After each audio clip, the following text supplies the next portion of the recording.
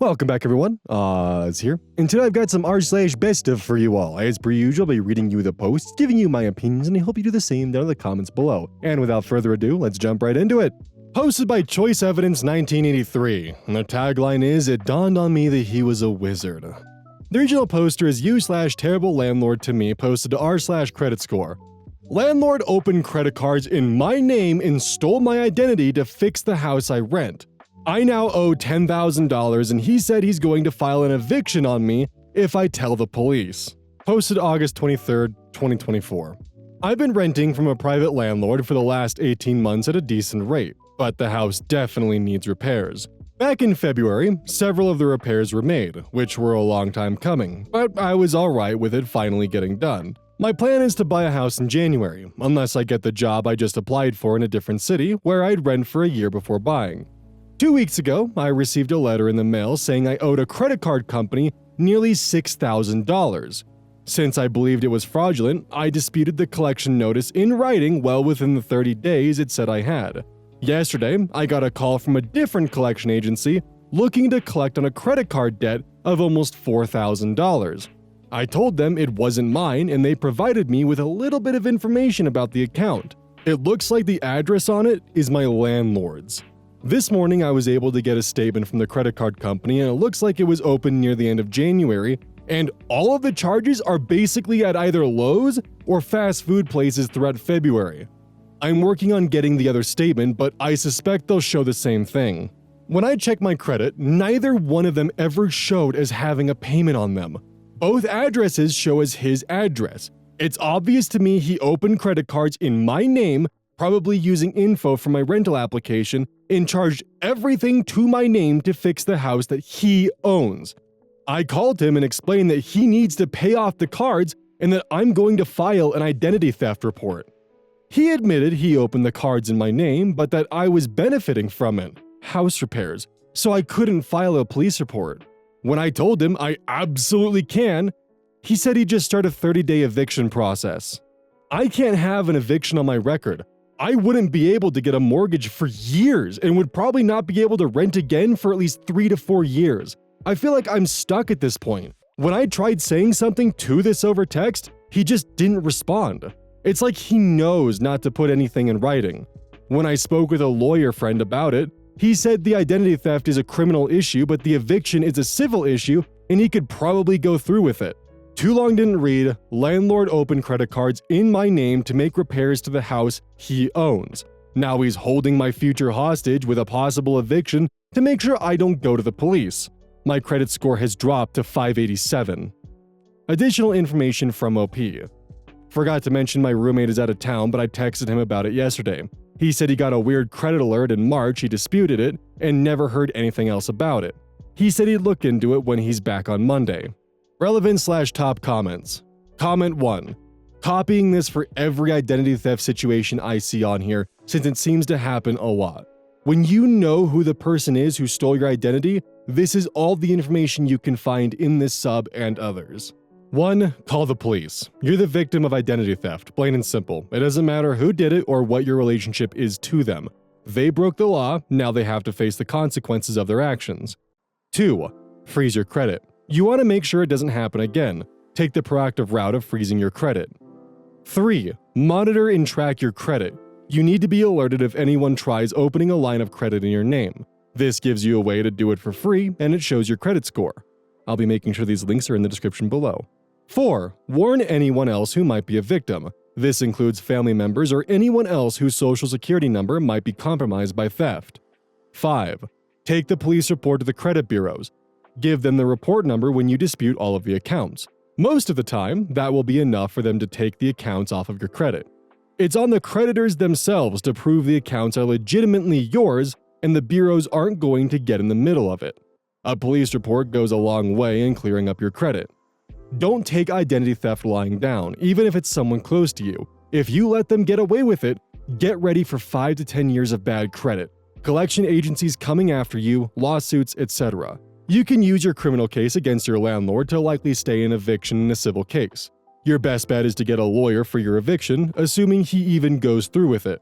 That being said, just because he files doesn't mean he will get it granted, which is what background check companies actually look for. And finally, you really need to call the police, because if you don't, he'll have you over a barrel. I'd also recommend freezing your credit and getting a credit monitor. You'd have caught this earlier if you did, but that's more of a warning going forward. Make the police report, don't talk to your landlord at all, give the report or number to the credit card companies and collection agencies, and wait 1 to 2 months until it falls off. OP responds, I appreciate the thought-out response, definitely going to go forward with this.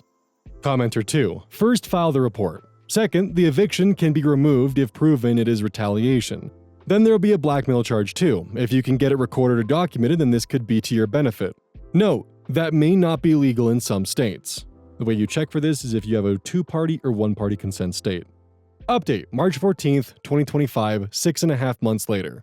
It's been kind of a wild ride the past few months, but it ended up working out for me. When I made the police report and disputed through the credit agencies, both accounts ended up going away. I haven't heard anything else from the collection agency either. By November, my credit score was up to 780. The landlord did exactly what he threatened to do and filed for an eviction. I was told after a couple of weeks by the police that the county was pressing charges for identity theft as long as I still wanted to go with it. Of course I did. I also learned he has another identity theft case on him from pretty much the same time. My eviction hearing came and went, and he didn't show up, and I explained the identity theft case. The judge threw out the eviction. I ended up buying a house in January and moved out from that piece of shit landlord's place. The reason I'm updating today is that I got a call from the prosecutor's office. He didn't get arrested on the identity theft charge and had a new court date last month. Between his arrest and the last court date, he got arrested again for pounding off, it's always sunny in Philadelphia term, outside of a school. He then got arrested again last week for urinating inside of a Walmart, like in an aisle, not the bathroom. The person from the prosecutor's office says it looks like he's gone off the deep end and they're going to push for mental health treatment and a long-term probation if I was alright with it. If he gets into any other trouble on probation, he would probably be sentenced at least to a state mental health facility, if not jail. I said I was fine with that, and they said they'd update me if they needed anything else. If the mental health treatment sticks, I'd say great, but I feel like maybe it's just a ruse to get out of having to take responsibility for what he did. Top comments. Commenter 1. You did everything right and the system worked the way it's supposed to. I'm glad this worked out for you. Thanks for the update. Commenter 2. File, file, file. Then also tell the police about the blackmail. Keep any and all notes that he may have said, or hell, even record him and tell him that you will tell the police just to get the confession. Risky though. In court, they will lose everything, and it's their own scummy fault. Identity theft is no joke. Edit to add, I'm certainly no lawyer, but this is what I would do. God damn, am I intimately familiar with this kind of situation. Ugh. I am extremely happy the system worked in OP's favor, and they didn't just get wrung around for a while and dealing with all the shit of the court system and, oh, just the extra bullshit sprinkled on top of that. Like, it's awesome that they had everything settled so cleanly and so clearly, and I can only wish that's the case for anyone else who gets thrown into a situation like this, because it is fucking hell. Let me tell you what. Now, the next question is whether or not the, landlord is actually going off the deep end and, just fucking lost it, or if he's purposely trying to do this to plead mental health insanity, or if he's just a sick fuck and, finally just had all of his ducks lined up in a row and got caught one after another after another after another. I feel like it could be any of those, honestly. This post was collected by Direct Caterpillar 77, and their tagline is, Satan is not a pogo stick. Originally posted by u/rare cartoonist to r/therapist July 15th, 2023. Immigrant parents do not want me to become a mental health counselor. Hello, I recently was accepted into a clinical mental health counseling program in Michigan. I'm 25 years old and I graduated with a bachelor's degree in civil engineering in 2019. Since then, I worked as a civil engineer and also held a managerial role at a tech startup.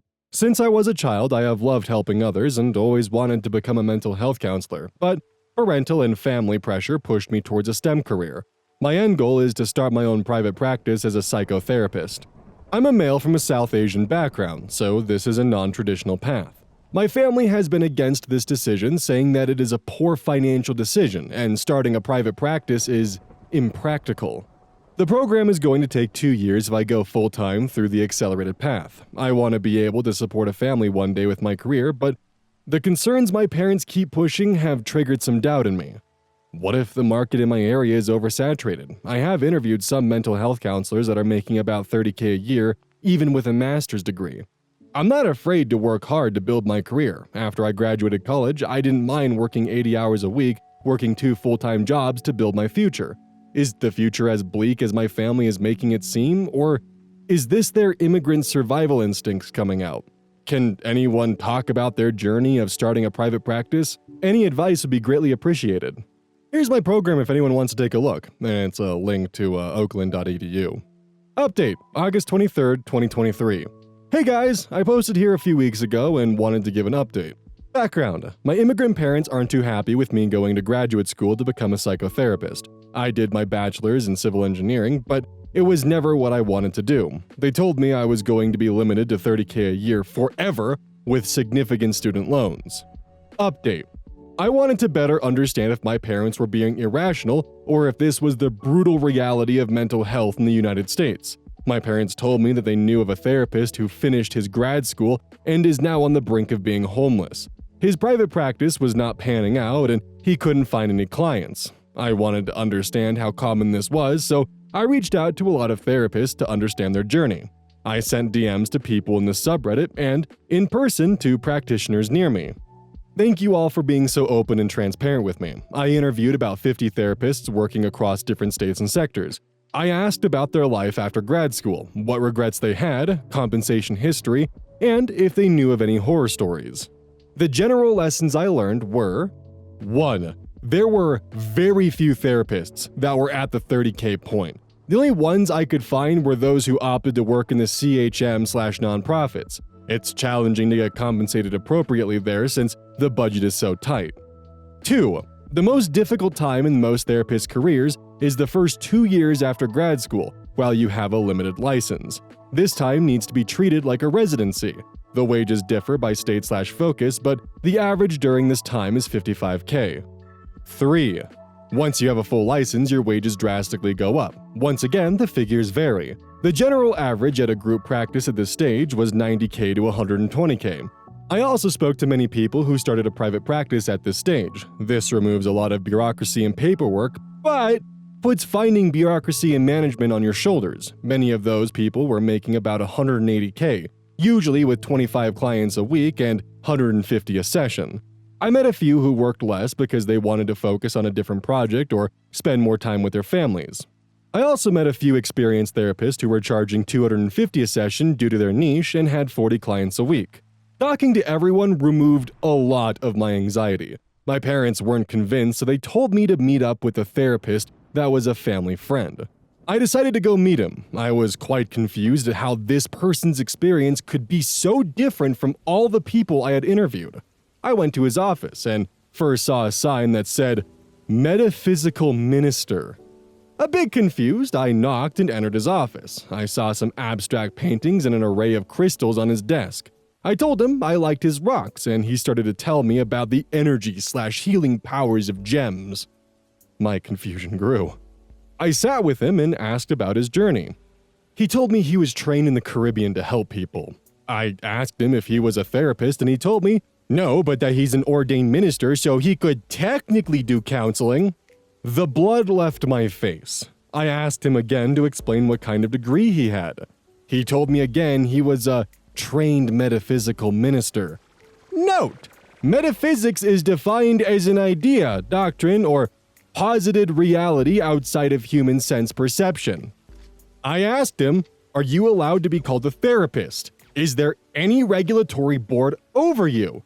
And he told me, no, there isn't. And it dawned on me that he was a wizard. This whole time my parents thought I was training to become a psychic. I thanked him for his time and left. I then sat in my car for 30 minutes in shock. This was the man who was behind all of this. The one who caused all of this confusion. The one who sent me on a goose chase to understand how therapists become homeless. I told my parents what happened and went to go take a nap without listening to their response. I had a killer headache for the rest of the day. They don't seem to be on my case anymore, so maybe they changed their minds or are too embarrassed to talk about it anymore. I spent so much time researching a problem that doesn't exist. Anyway, I'm starting grad school on September 6th. Thank you guys for all the support and for everyone who was so transparent about their salaries. I'll keep everyone updated. Smiley face. Yup, that's right, this is one of the tagline posts. I actually managed to get this one hunted down and thought it'd be a fun one because after reading it, I thoroughly enjoyed it. I thought you guys might as well. So every now and then I'll try to occasionally include posts that help explain some of the taglines, but there you go. It dawned on me that he was a wizard. Now officially has a proper explanation and isn't just random words attached to a tagline. But that is a hell of a twist to encounter. Like, imagine wanting to go into a field that you've had aspirations for since you were a child, and then you express that to your parents, and they vehemently are just like, no, you're gonna become homeless and not amount to anything. And then you have this panic attack where you go through and you check every single source you possibly can, trying to figure out why your parents are saying that, and they literally bring you to a fucking wizard with crystals on his desk, and he's like, I can technically do counseling. Technically. So now you have to deal with the fact that your parents think you want to be a psychic, and then on the parents' side of this, they had to deal with the last, couple of months of dealing with the fact that their child, in their minds, wanted to become a psychic and get a degree for it.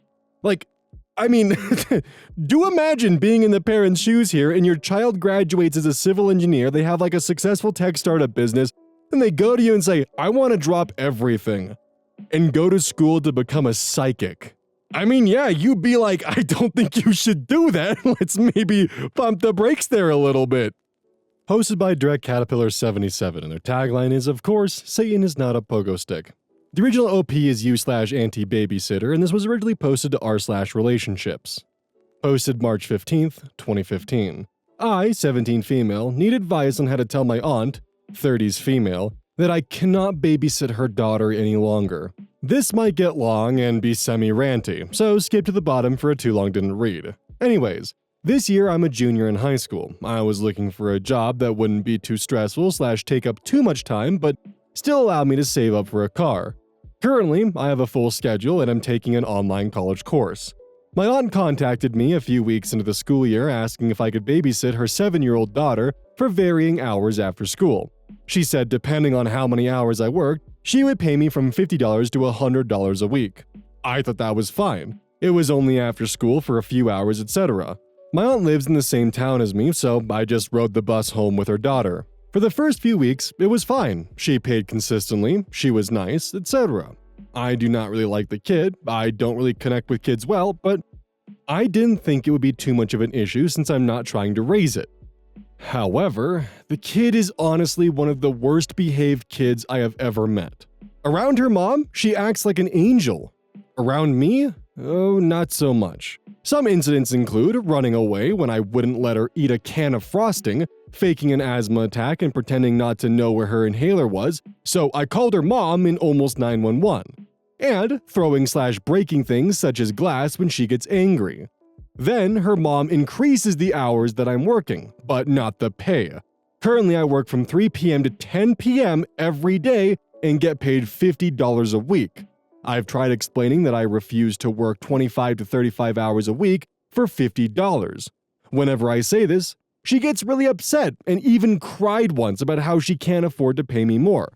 I feel really guilty, but I keep noticing that she buys her daughter expensive toys weekly. She's into magic and she just bought her a magic kit that was over $150.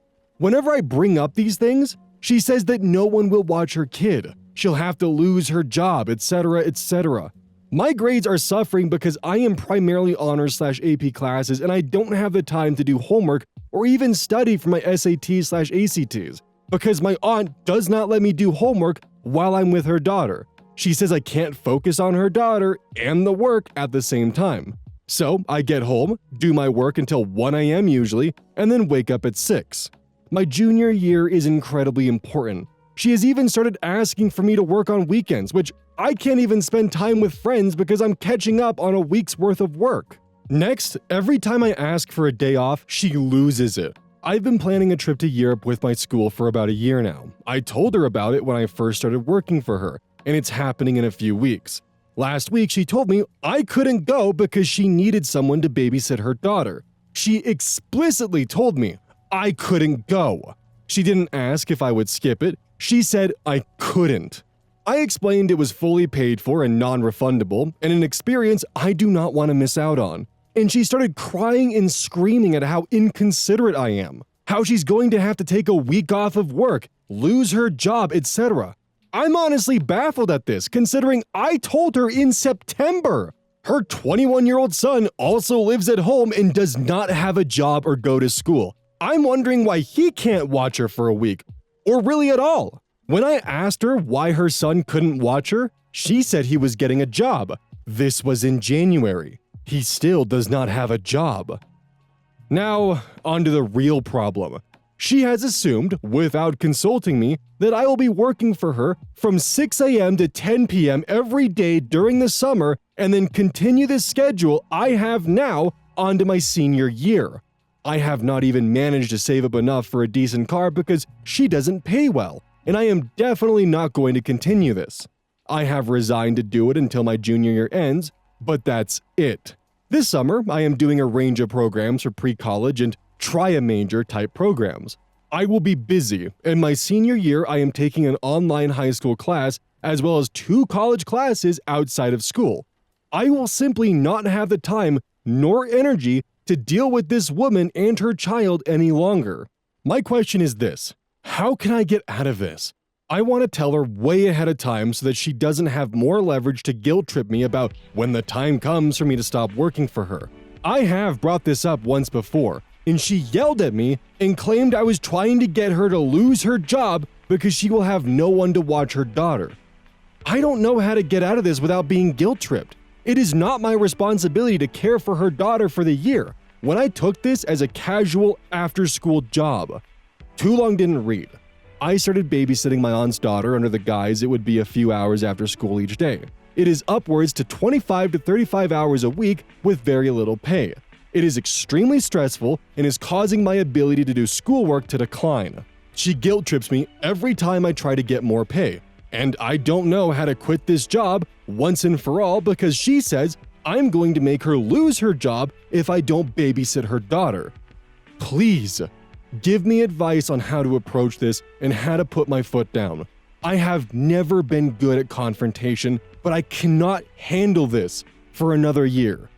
Thank you. Edit. I have spoken to my mother about this and she told me to honor my commitment I made. My father is not in the picture, so I can't speak to him. Thank you very much for all the advice I have been given, it really means a lot. I have tried speaking to friends about this, but they all have jobs working at McDonald's and things like that, so they have set schedules, pay, etc. I live in a very small town and there's not a daycare or things of that sort. I forgot to mention that she also drives me home afterwards, 5 to 10 minute drive, since I don't have a car and claims the gas money to drive me home is part of the reason she can't pay me more. Edit 2. I also forgot to mention I have a therapist and I have spoken with her about this. She does believe I am also being used by my aunt. She says for this many hours and a babysitter of my caliber should not be paid this little. This statement kind of got the gears turning and made me realize that I can't keep doing this for the next year and a half. Update. May 31st, 2015, 2.5 months later. First, thank you everyone who responded. I was very surprised to see the outpouring of people who could relate / had helpful advice. I'm sorry I didn't respond to everyone, but I'm very thankful. I want to say that I kind of fudged the part about her being my aunt. She's not really. She's my mom's distant cousin that happens to live in our town. I was looking for a job and my mom saw on Facebook she asked for someone to babysit her kid. So she's not technically close family even. I just didn't want the post to be specific because I don't know if who was involved goes on Reddit, but I don't care anymore. So, what happened was I talked to my not really aunt the day before I had to leave to go on my school trip to Europe. I kind of planned this in a way that she couldn't try to talk me back into while I was gone since I had no access to texting. The day before I talked to my aunt, I told my mom everything and how my schoolwork was being affected and that it wasn't helping out family anymore. It was being taken advantage of in all of the points that were brought up by other Redditors. She finally agreed that it was wrong of me to be doing and that her son should watch the kid or someone else who actually could control the kid better. I'm not sure if I mentioned this in the post, but the kid I babysat has increasingly become badly behaved.